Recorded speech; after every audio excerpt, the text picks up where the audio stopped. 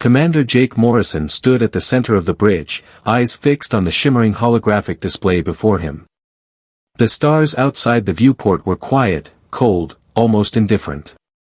But the message that had just come through the quantum relay network was anything but calm. It was broken, corrupted by interference, but the words that did come through were enough to drain the blood from his face. Help us. Raiders, overwhelming force, please. Proxima 7. A zillion colony. Peaceful. Resource-rich.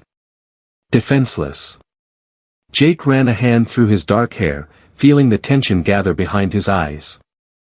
The Zillions were one of humanity's first alien allies after Earth had joined the Galactic Coalition 15 years ago. Gentle, luminous beings who had never known war. They built cities of light and harmony, and now, their world was under attack. Navigation, Jake said quietly. How far out? Lieutenant Amy Rodriguez looked up from her console, her voice measured. 17 hours at maximum burn, sir. But we're not alone in the sector. The Thunderhawk and Rampart are closer, 12 hours out if they push their drives. Jake nodded. Send them the coordinates. Morrison Alpha 7 authorization. We'll form up en route. Amy's fingers danced across the console, transmitting the order through the encrypted fleet channels. Blue light rippled across the bridge's glassy surfaces. The crew of the ECS Valiant moved with quiet urgency, the calm before a storm. But Jake couldn't shake the unease coiling in his gut.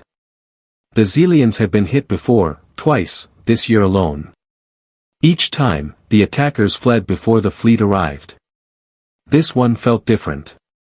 This one felt deliberate. The distress signal hadn't sounded like a simple pirate raid. It sounded like extermination. Before he could voice that thought, Ensign Kyle Harper at Communications spoke sharply. Priority channel, sir, Fleet Command. Jake straightened. Put it through. The holographic screen flickered, and the face of Admiral Patricia Hayes filled the air above the bridge.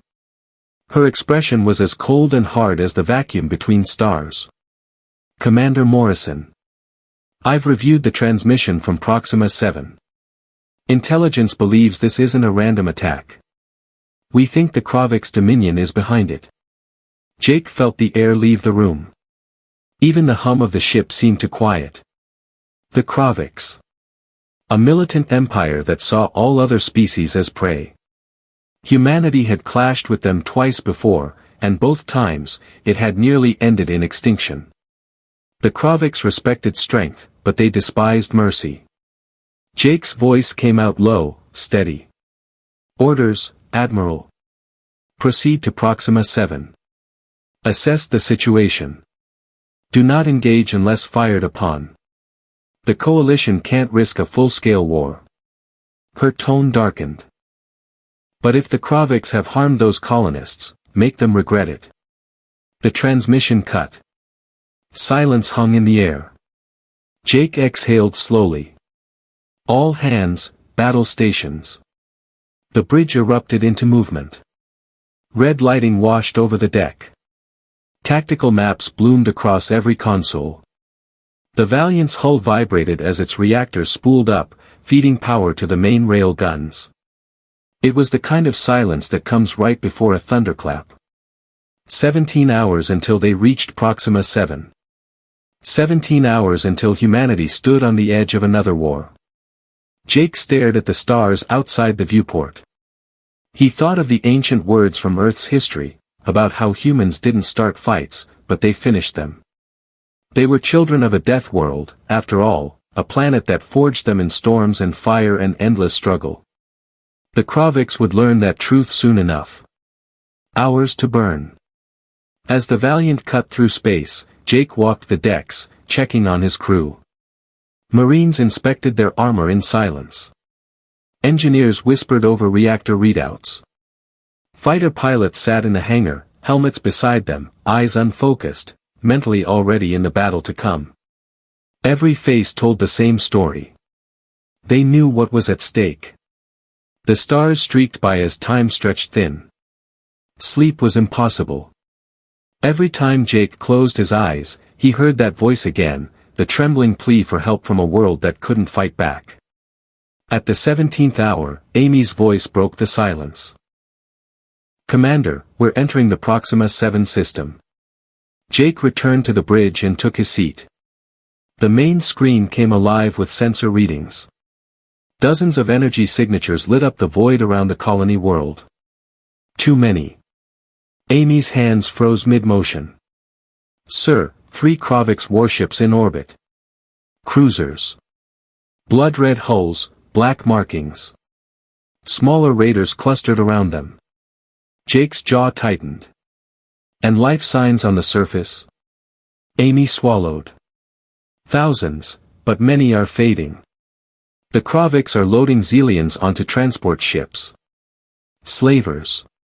Even after centuries of progress, slavery still haunted the stars." Jake stood slowly, every muscle coiled tight. "On Earth, we ended that practice centuries ago. But out here." His voice lowered, colder now. "Out here, slavers die." Kyle turned from his console. "Thunderhawk and Rampart just arrived in system. They're forming up on our flanks. 3 human destroyers against 3 Kravix heavy cruisers. On paper, that was suicide. But Jake knew, battles were never fought on paper. The first shot. "Hail the Kravix," Jake ordered. The screen flickered again, this time, to reveal a creature nearly 8 feet tall. Scaled skin, for glowing yellow eyes, a mouth of needle-sharp teeth twisted into mockery. "Human vessel," the alien hissed, "you have no authority here. This world belongs to the Dominion. Leave now, or be destroyed." Jake rose to his full height. His voice was calm, measured. "This world is under Galactic Coalition protection. You are engaged in illegal slaving operations. Release the colonists and withdraw immediately, or we will use force." The Kravix commander let out a guttural laugh, a rasp that grated through the speakers. 3 small ships against the Dominion. Deathworlders, you still believe your myths. You survived your savage planet by luck, nothing more. Jake gave one final warning. "Release them. Now." The Kravix's smile widened into something monstrous. "Make me, human." The transmission cut. "Target weapon systems," Jake said quietly. "Fire when ready." The Valiant's rail guns screamed to life. Magnetic coils accelerated tungsten slugs to a fraction of light speed. A split second later, the Kravix cruiser's shields flared brilliant blue. The Thunderhawk and Rampart joined the volley. The void itself seemed to ignite as rounds and plasma tore through the darkness. The Kravix returned fire. Lances of superheated gas hammered the human formation. Shields rippled, groaned, and held, for now. "Launch fighters," Jake ordered. "Pattern Delta 4. Target their gun emplacements." The hangar bays opened, and a swarm of human fighters streaked into the black. Sleek, fast, and impossibly agile, they dove through the chaos like shards of will and defiance. Human pilots, Deathworlders born from a sky that had always tried to kill them, met the Kravix in the cold dark between stars. And for the first time, the Kravix learned what it meant to fight humans. The first minutes of the battle were chaos. In the black ocean above Proxima 7, 3 human destroyers faced the raw fury of the Kravix Dominion. The void shimmered with ion fire and broken light, plasma torpedoes streaking like comets, rail slugs carving invisible death through kilometers of vacuum. Commander Jake Morrison felt every tremor of the Valiant's hull through his boots. "Damage report," he barked. "Forward shields at 62%. Lieutenant Amy Rodriguez shouted over the alarms. "We've lost turret 3, magnet coils overloaded. Reroute power from secondary batteries," Jake said. "Keep the rail guns hot. The Kravix don't get a second shot." A burst of light flared across the main screen. One of the Kravix raiders exploded, its hull collapsing into a silent bloom of fire and twisted metal. The Thunderhawk's railgun round had hit its magazine dead center. Cheers erupted across the bridge, but Jake didn't smile. This wasn't victory. This was survival, barely bought, moment by moment. "Lock the second cruiser," he said. "Full spread." The Valiant rolled on its axis, cutting through the void like a blade. The sound of the rail batteries firing was less a noise and more a deep vibration, felt in the bones, not the ears. The slug struck the Kravik ship's shields, shattering them like glass. The human fleet pressed forward through the storm. In the silence between volleys, Jake thought of Earth. He remembered the endless storms, the oceans that could crush a man, the mountains that killed the unprepared. Humanity was born on a death world, forged in hardship. And for all their technology, the Kraviks had never learned to fear the raw beauty of survival. That was humanity's weapon, the will to endure. The breaking point. On the tactical map, a red cluster of energy signatures bloomed, Kravik's reinforcements. Smaller ships, fast interceptors, breaking from the far side of the planet. Jake's stomach turned cold. "They called for backup," he muttered. "We're outnumbered." Amy looked at him, voice quiet. "Orders, sir." He hesitated. Just long enough to remember the zillion faces in that broken transmission. The panic. The pleading. Then he said it. "We hold. We hold until the last colonist is free." The word spread across the bridge like an electric current. Every officer, every marine, every pilot in the Valiant's hold heard it. There was no turning back now. "Communications," Jake ordered. "Broadcast to Thunderhawk and Rampart. Form defensive line, pattern Omega-7. Bring the colony transports behind us." The human ships pivoted in perfect coordination. 3 destroyers formed a shield wall between the Kravik's fleet and the planet below. Their hulls burned with plasma scars, but their guns never stopped firing. It wasn't strategy, it was defiance. Voices in the dark. Down on the planet's surface, zillion survivors looked up at the night sky. Through the clouds, they saw streaks of light, trails of fire crossing the heavens. For the first time in generations, they witnessed humans at war. "They came back for us," 1 zillion whispered, their luminous skin trembling in disbelief. "The humans." The word spread through the surviving colonies. The humans came back. For centuries, the galaxy had whispered about them, the Deathworlders, the mad species that turned extinction into progress. But time had softened those stories. Most believed they were myths. Now, under the burning skies of Proxima 7, myth became memory. The moment humanity broke the silence. "Sir!" Amy shouted, breaking the silence. "Multiple hostiles breaking formation, heading straight for us." "Steady," Jake said. The Kravik's cruisers were advancing, confident, almost mocking. They believed they'd cornered another fragile species. But humanity was never fragile. Humanity was adaptive. "Helm," Jake said quietly. "Vector 230 by -15. Burn full for 5 seconds. Drop decoys on my mark." Amy blinked. "Sir, that'll put us broadside to their main guns." "Exactly," Jake replied. "Let them think we're desperate." The Valiant swung hard to port. Kravik sensors tracked the maneuver and opened fire. Bolts of plasma ripped across the void, slamming into human shields. The Valiant's hull screamed under the impact, but the decoys deployed at that exact moment, scattering false signatures in every direction.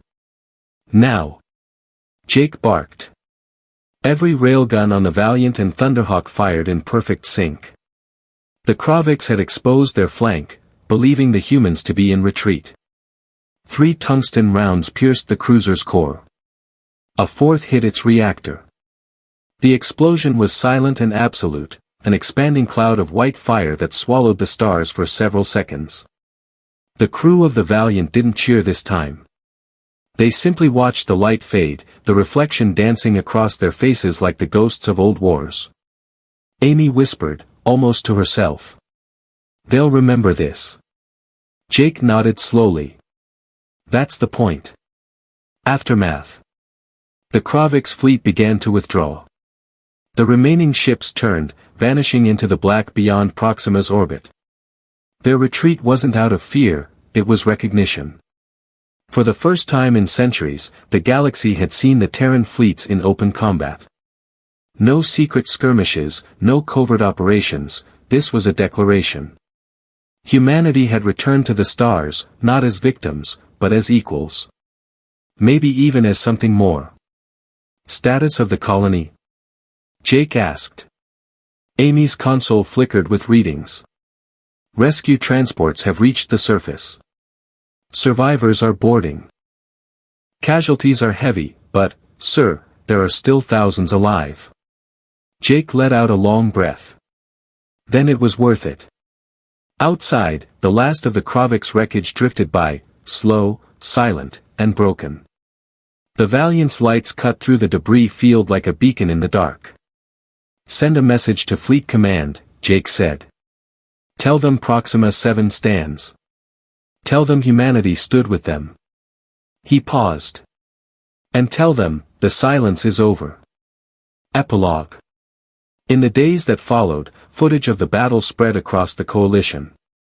The zillion recordings, those trembling, luminous images of human warships burning through the void, circulated through thousands of worlds. In the great spires of the Galactic Council, the delegates watched in silence. The humans had broken the sacred calm that had ruled for centuries. They had reminded the galaxy that peace without courage was just submission in disguise. And far away, in the depths of the Orion Arm, a shadow stirred. The Kravix Dominion had taken notice. But they were not the only ones watching. Somewhere in the dark between stars, older eyes turned toward Earth. The war was over, or so they said. Proxima 7 had been saved. The Kravix Dominion had retreated into the dark. And for the first time in centuries, the galaxy spoke the word human without fear or indifference. But in the silence that followed, something began to stir. Across the coalition, whispers moved faster than light. On world after world, old archives opened. Forgotten signals replayed. Historians spoke the name Earth with reverence and unease. Because the last time humans fought, the stars changed. The Council convenes. High above the capital world of Velar Prime, the Galactic Council assembled. The chamber was a sphere of glass and gravity, its walls alive with the slow dance of nebulae. Delegates from hundreds of species floated within, voices overlapping like a storm. They violated the pact of silence. The Deathworlders have returned to their nature. Or perhaps, said another voice, softer, older, they've simply remembered who they are. At the center of the chamber, Ambassador Selen of the Zillion people spoke. Her bioluminescent skin shimmered faintly, like morning light. My people live because of them, she said. The humans did not ask for territory. They did not demand tribute. They came for us because it was right. The hall quieted. Across from her, the Sarah Empire's delegate leaned forward, his crystalline form refracting sharp light. Right? He hissed. They killed thousands of Kravix soldiers. They reignited a war that cost entire systems last time. Selen met his gaze. And how many more would have died if they hadn't acted? For a long moment, no one spoke. The council was torn, not between right and wrong, but between memory and fear. Humanity had once been their salvation, and their warning.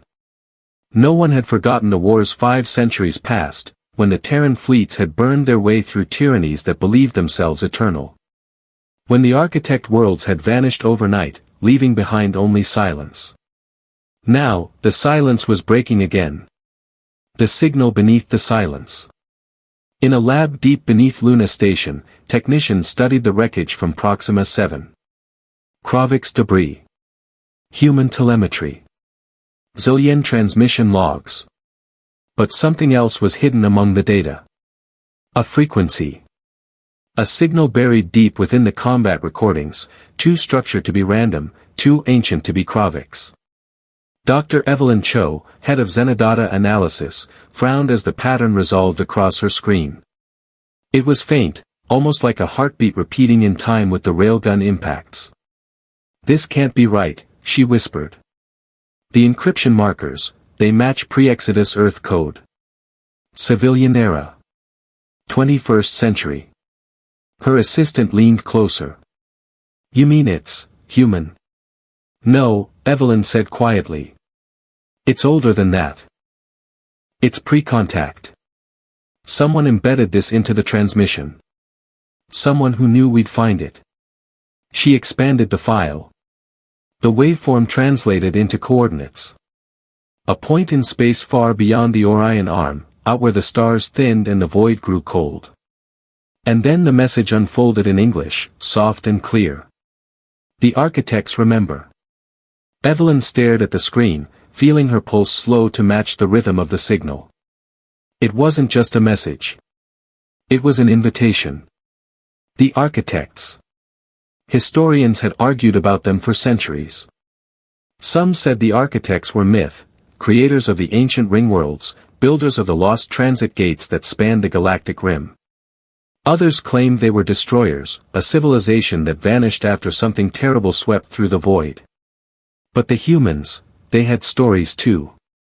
Old Earth legends, echoes of gods, of watchers, of beings who built and unbuilt worlds. And now, their name was whispering through humanity's networks again, buried inside an encrypted distress call from a battlefield.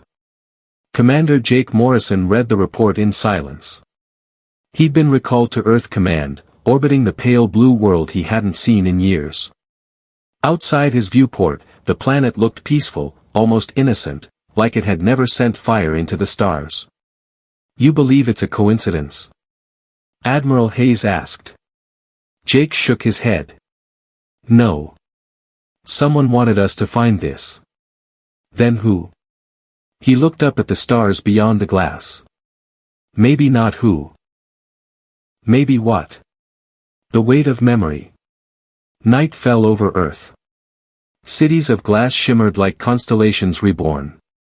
In the high towers of New Geneva, humanity's leaders gathered. Not to celebrate victory, but to decide what it meant. "We've awoken something," said Defense Minister Okafor. "The Kraviks are mobilizing, the council's divided, and now we've got a ghost signal from beyond the rim."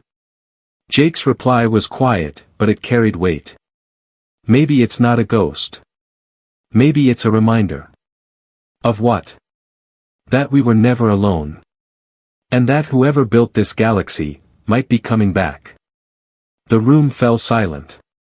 The thought was too big, too heavy. The stars outside seemed to flicker, as if listening. Across the stars. Far beyond human space, in the ruins of a forgotten world, something stirred. Monolithic structures, taller than mountains, older than memory, awoke with faint light. Within their walls, machines began to hum again, resonating with the same frequency Evelyn Cho had discovered. In the dust of eons, an intelligence opened its eyes. Cold. Vast. Patient. It watched the data of the Proxima 7 battle replay, human ships burning through the dark, defying extinction. And for the first time in 500,000 years, it spoke. The pattern survives. The children of the death world endure. The sequence may yet complete. The voice faded into the void. Somewhere in deep space, a new signal burst across a dozen systems, coded in the same ancient rhythm. Every listening station in the galaxy went silent for a moment as the transmission passed. The architects remember. The human condition. Back on Earth, Jake stood at the edge of the ocean. The waves crashed quietly against the shore, endless and ancient. He thought of the Xelians they'd saved, the Kraviks they'd killed, the stars they'd awakened. There was a strange comfort in the chaos, like the universe was finally speaking again after too long a silence. Amy's voice came through the calm. "Sir, we've received new orders. Deep space reconnaissance. Coordinates unknown. Jake looked at the stars, a faint smile on his lips. Guess they want to know what remembers us. Do you think it's friendly? Amy asked. Jake watched the tide retreat, revealing new patterns in the sand. I think it doesn't matter. We've already answered. He turned back toward the night sky. The stars shone like old memories, patient and waiting. Because no matter what they are, they'll remember this too. Humanity stood up, and the silence broke.